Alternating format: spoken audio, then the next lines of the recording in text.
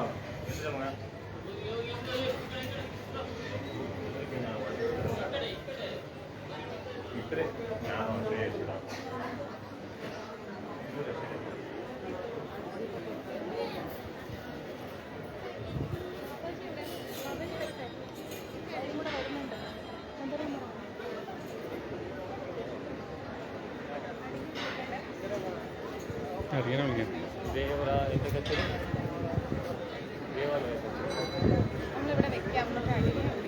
അത് ജനു അതൊക്കെ ഓടിച്ചെന്ന്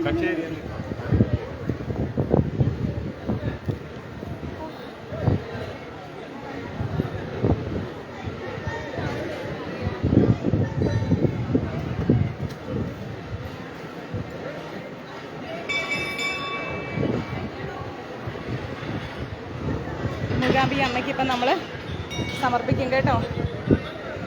ഓക്കെ, നമ്മുടെ ക്ഷേത്രം തന്ത്രി ശ്രീ രാമചന്ദ്ര അടികയുടെ നേതൃത്വത്തിലാണ് നമ്മളിത് സമർപ്പിക്കുന്നത്. ഓക്കെ, 91 വിളക്ക്, 2 താലം. മാതാജി, നല്ല വിളക്കാണ്.